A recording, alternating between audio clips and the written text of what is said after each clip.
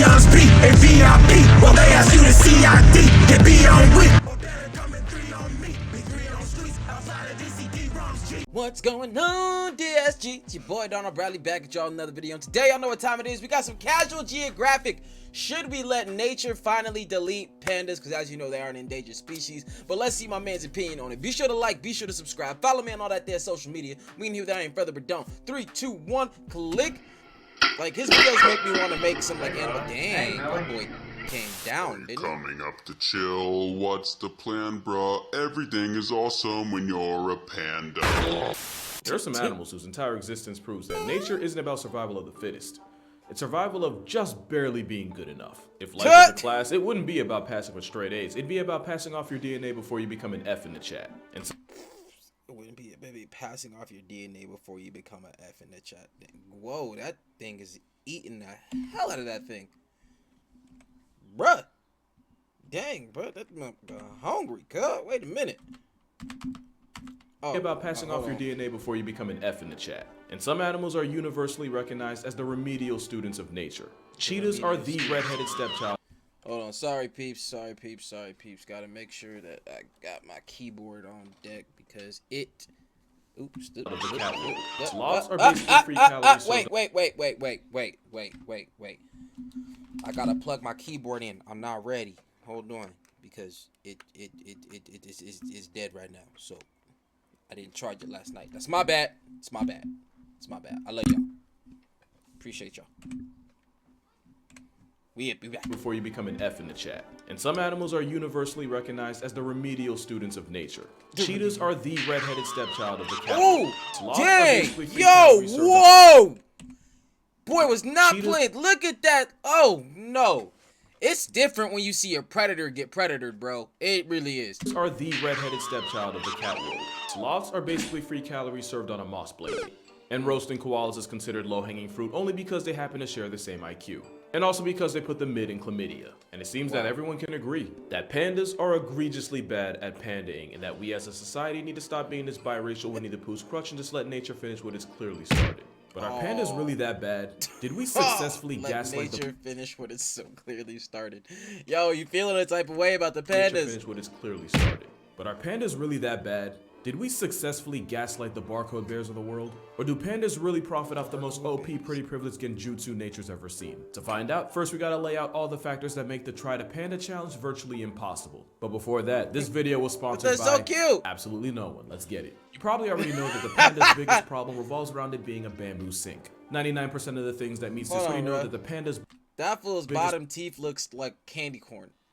problem revolves around it being a bamboo sink. 99% of the things that meets this oversized equality hamster's gullet is bamboo. Despite clearly being designed with carnivore software, it's the koala problem of building your entire meal plan around something that gives you very little back. Which is why pandas can spend up to 16 hours a day eating something they can only digest 17% of. The very definition of injustice is that when you Google sloth bear, this monochromatic try-hard vegan doesn't show up, since their diet of scarfing bamboo often leaves them with very little energy for anything else. So to accommodate this self-imposed energy budget, pandas developed relatively smaller sized organs, including, you guessed it, their brains. And something else, but by studying giant pandas autopsy data, the team found that relative to their size, the animals have a smaller brain, liver, kidneys than other bears. These small organs most likely need less energy to function, saving the panda's precious calories. Get to that. But yeah, being a bimbo for bamboo might have literally nerfed their intelligence in the process. And some of you may have asked yourselves why the breathing bamboo purses don't just hibernate, since hibernation is basically power save mode for animals, and if anyone needs to save energy, it's pandas. Well, 1, bears technically aren't even true hibernators. But 2, even if they were, eating like the vegan teacher's lapdog means pandas are physically incapable of putting on the fat reserves required to hibernate for months at a time without also getting perma-slept to starvation. But honestly, the problems with their diet have low-key been overblown. You drink another animal's milk and you're judging. If being a bamboo junkie was their only issue, they wouldn't Why are you just dissing them with all these words, bro? Bamboo bimbo, bamboo junkie, she's just going off on these things. The problems with their diet have low-key been overblown. If being a bamboo junkie was their only issue, they wouldn't be as chronically down bad. At their core, animals have 2 main goals. Food and another F word my mom doesn't like me to say. We see how they handle their meal prep, but it's their love life that really screws pandas over. Pandas are absurdly bad at making more pandas. Off rip, their window to reproduce isn't even really a window, it's more like a hairline crack in the windshield. Female pandas ovulate 1 to 3 days out of the entire year. Hold on, we gotta read these. Line crack in the windshield. So they Female they pandas don't ovulate 1 to 3 days out 1 to 3 days out of the year. Giant pandas reach sexual maturity between the ages of 4 and 8 and may be reproductive until age 20. The mating season is between March and May when a female goes into estrus, which lasts for 2 or 3 days and only occurs once a year. When mating, the female is in a crouching head down position as the male mounts her from behind. Copulation time ranges from 30 seconds to 5 minutes, but the male may mount her repeatedly to ensure successful fertilization. The gestation 160 days. The variability is due to the fact that the fertilized egg may linger. Okay. of the entire Dang, so year. That's only 24 to 72 hours are Crack- open for crack business in the out of a windshield. possible 8,760. And since being bent on bamboo means they eat, sleep, and socialize like a stereotypical Reddit user, finding a possible partner is often equally as difficult for them. Even if he does manage to track a female down, he still has a high risk of fumbling the opportunity because males are apparently illiterate at reading signs. Male pandas often struggle to interpret the signs that a female actually wants to mate. Word. And when you only have hours on the clock, mistakes like that ensure that the only thing getting screwed is the future of your progeny. And even if the female's a The only is the future of your project. My man's like, yo, girl, like, what are you doing? Like, I'm eating over here. Like, I ain't got time for that, nor do I have the energy, you know what I'm saying? Or the brain cells. Just go somewhere real quick. Like, I might be with you in a second, but is the time up? Dang, all right, I'll catch you next year. I don't know what else to tell you. 100% with it, it's still not a for sure thing. Partly because male pandas struggle through the process of procreation in a way that is almost impressive, but also partly due to the panda's reportedly disproportionately tiny penis. Which is why pandacoitus is a lot like trying to get a 1/4-inch USB into a port blind, while also wearing a 200-pound fat suit. Oh, and try with Stop. What? trying to get a 1/4-inch USB into a A 1/4-inch port USB blind, while into a what? Sorry. penis. Which is why pandacoitus is a lot like trying to get a 1/4-inch USB into a port blind, while Yo, stop. This man need to stop. Yo, this man need to do animal stand-up comedy. Like, alright. Excuse me. This man need a stage and a setup and a Netflix special. also wearing a 200-pound fat suit. Oh, and try without using thumbs. Nature did this obese oppression raccoon 0 favors. Their mating habits are a big reason why the double-stuffed Ursus Oreos are where they're at. Pandas in breeding programs in captivity often show so little interest in their literal only job that researchers have resorted to showing them videos of pandas mating. Wow. Apart from pulling videos from Panda Hub, researchers have also resorted to giving them actual Viagra. Initially, the primary method of breeding giant pandas in captivity was by artificial insemination, as they seem to lose their interest in mating once they are captured.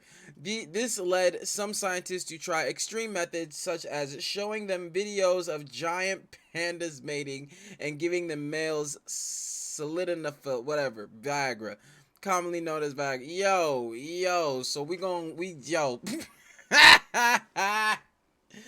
there's some men in this world that would die for this gig, bruh. Alright, let's go. Although you'd need a magnifying glass to see if it's working, because again, the P in panda does not stand for packing. And even though most pandas rely on the grace of God as a wingman, somehow the jihad of life doesn't end once they add new names to the roster. Pandas are some of the worst parents on the planet. You've probably heard that once they add new names to the roster. Pandas are some of the worst They're fine. This is how they are supposed to be held. Okay. parents on the planet. You've probably heard that if a panda has twins, one of them is a guaranteed loss, since the mother panda will abandon half her litter and leave that one twin to die. Which is even worse when you consider that grizzly bears will allegedly disown their cubs, but they only do it when there's one, since they'd rather start over with 2 to 4 cubs than put all their hopes and stock in one. The chosen panda cub doesn't get off, since they'd rather start over with 2 to 4 cubs than put all their Also, we're not even sure how often they do hopes and this. stock in one. The chosen panda cub doesn't get off scot-free either, since the yin-yang colored chonk bears of China have the highest mother-to-baby size ratio of any mammal. To put in perspective, humans are typically 20 times bigger than their babies. Mother African elephants are typically 45 times heavier. A mama panda is approximately 900 times the size of her newborn baby. And since they don't have pouches like marsupials, that puts the panda at a legitimate Panda in Chinese zoo accidentally crushes its cub. A panda. Yeah, I've heard of that one. Yeah, that is unfortunate. I ain't gonna hold you. size of her newborn baby. And since they don't have pouches like marsupials, that puts the panda at a legitimate risk of being turned into a chalk outline by its own oblivious mother. Just another way nature set this glorified cow gerbil up for failure. And it's not even like domestication is an option. Stop a good calling reason it- is because, despite what the black and white beta bamboo might tell you, it's still a bear, and a bear is a bear is a bear. And the black sheep of the bear brotherhood is still liable to absolutely fold any human. Especially since the one plus of constantly crushing bamboo is a bite force comparable to big cats like lions. By the way, that's a deer carcass he's eating. It's not always so like, you know, I like how he brought that into the just I know we're talking about this and clumsy and brains and da da da, but this is still a bear. This is still a bear. This will X you out, unalive you, send you to see, you know, relatives, you know, things like that. All right, let's go. Especially since the one plus of constantly crushing bamboo is a bite force comparable to big cats like lions. In case you thought this plus-size Oreo was sweet, one man nearly lost his whole leg after a giant panda wandered onto his land and crushed his leg like celery. Then there's the fact that a high-volume, low-efficient diet means the one-man bamboo processing plant known as the panda can poop a healthy 40 times a day. And of course, living in the chilly, mountainous forests of Asia, pandas figured out that they can stay warm by rolling around and covering themselves in fresh manure. So if you want to add a bite... Can't do mud? Just dirt? No, just gotta be shit. All right. Hey. Can stay warm by rolling around and covering themselves in fresh manure. So if you want to add a biting, eating, pooping, sewer-smelling dependent to your family, like I always say, you're better off having children. Because there are no tax credits for providing for pandas. In fact, the opposite. Pandas quite literally cost millions of dollars just to keep alive. But mostly that's because giant pandas are leased by the Chinese government at approximately a fat million a year. And if one of those pandas gets knocked up, that'll set you back a cub tax of about 400,000. Which is why, currently, only 3 zoos in the US have a biracial, bamboo-munching beanbag of a bear on display. One of those zoos, the only pandas, in fact, the opposite. Pandas quite literally cost millions of dollars just to keep alive. But mostly that's because giant pandas are leased by the Chinese government at a... Giant pandas are leased by the Chinese government? They own them? You can own it, bro. Like, oh, yeah, you can own an animal, but like that, like governmentally, like what? Like to take them out of China so they could be. That's crazy. Approximately a fat million a year. And if one of those pandas gets knocked up, that'll set you back a cub tax of about 400,000. Which is why currently only 3 zoos in the US have a biracial, bamboo-munching beanbag of a. So like you're saying, if 2 pandas in America got together and had a baby, you would have to pay China for that baby? Yo, what the f is going on? All right.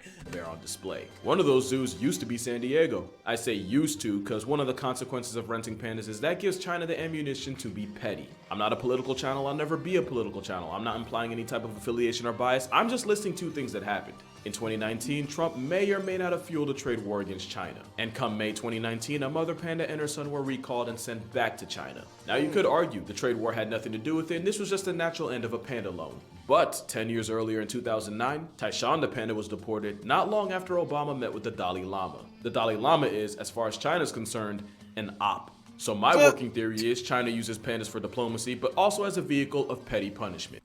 To be fair, pandas spawned in DC. We do the exact same thing. Yeah, but I still think that's weird to do with animals governmentally. You feel me? Like, really? What? That's just petty, period. That's not really the pandas' fault, but at this point we might as well hold it against them too. We didn't even mention the fact that pandas aren't even really pandas. When zoologist Frédéric Cuvier first used the word panda in 1825, he was describing the red-headed raccoon we call the red panda.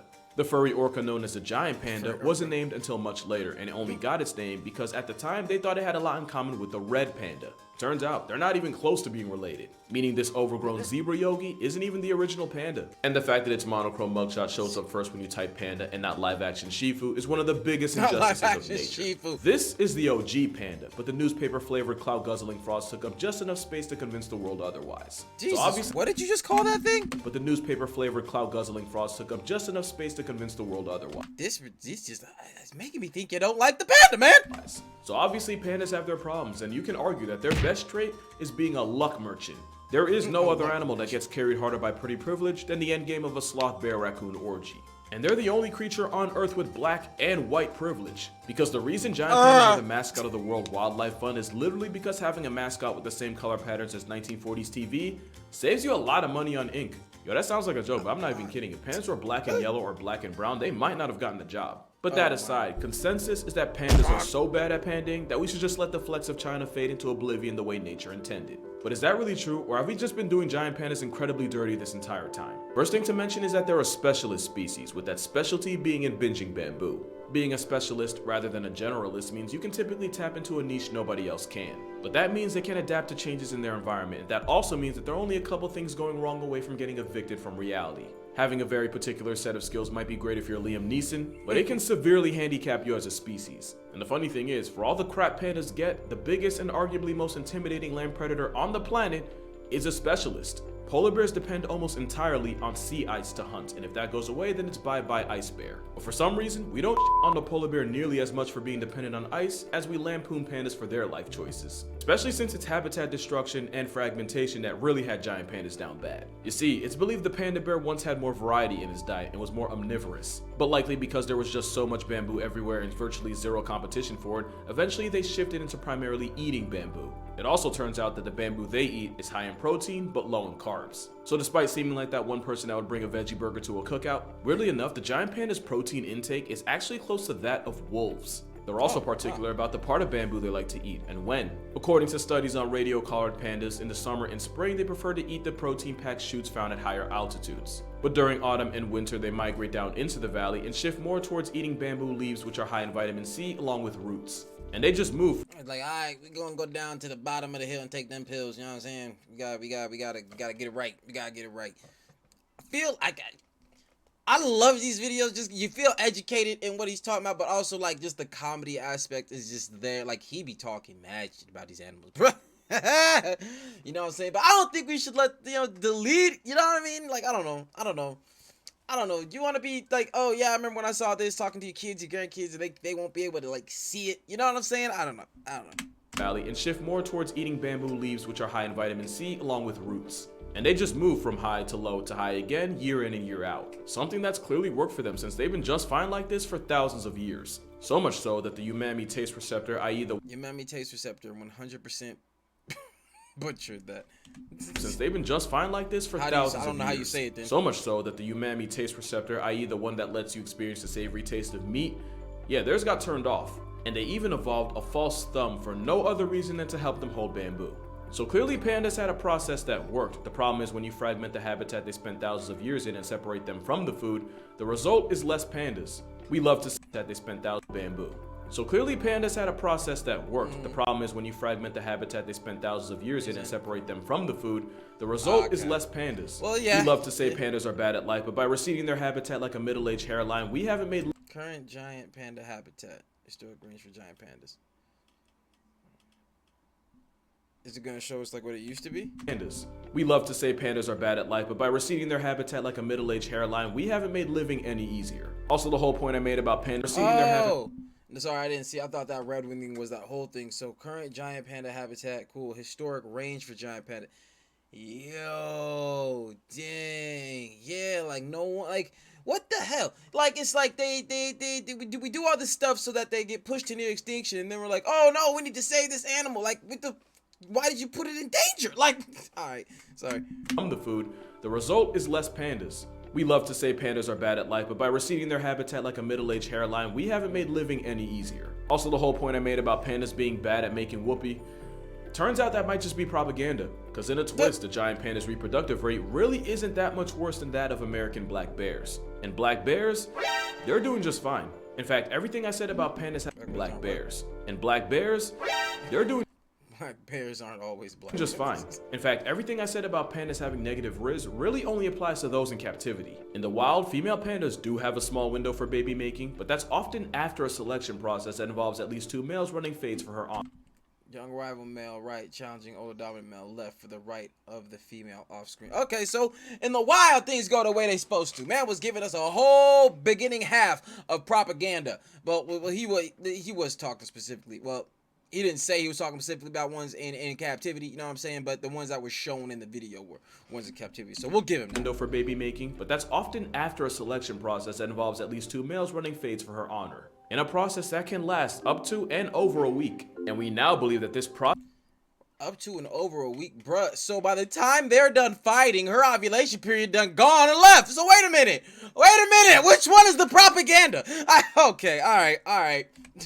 Her honor, in a process that can last up to and over a week. And we now believe that this process might just be what stimulates ovulation. You can't really replicate that in a zoo, and between that and a constant flow of people, that's probably the biggest reason why pandas in captivity become celibate. Like, be real, if you were forced into an arranged marriage and had to have an audience watch you consummate it, you'd be a little awkward too. Probably. There is no bigger indictment than the fact that a zoo in Hong Kong had been trying to hook up 2 pandas for the better part of 10 years. And it wasn't until a certain beer virus of 2020 shut down the zoo to the public that the 2 bears finally got it on. Roommates for 10 years, and all it took was a couple months of privacy for them to fornicate. Yo, okay, now my thing is, if you're looking at that set of facts, then why... He can't be... This man on YouTube making these videos for people can't be the only one who saw that. You know what I'm saying? Like, the people that are working with the pandas had to have seen that, right? So, like, why would you not emulate that? Just give them the privacy. Just do what you need if you really want them to procreate. You talking nobody else caught this?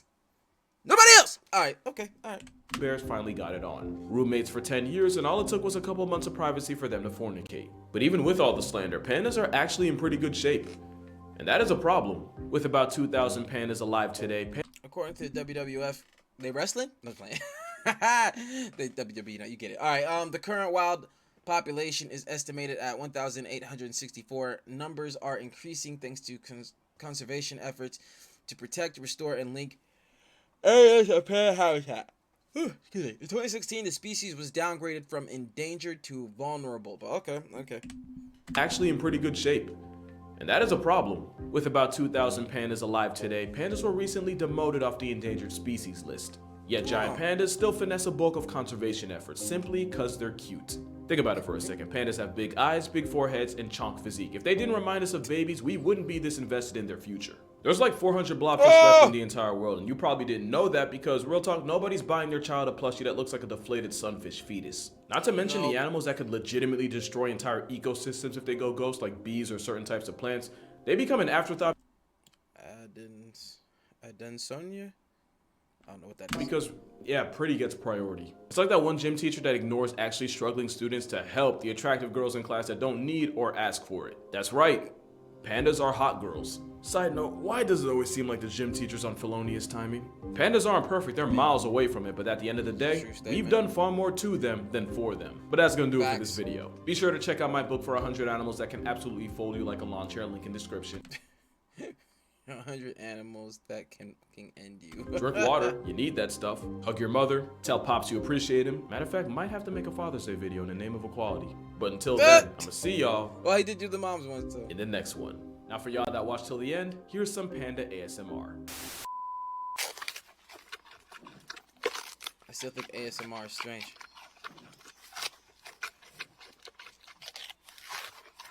I don't know. It's different when it's not intentional. The person doing it, like that's a panda just eating. Like that's cool.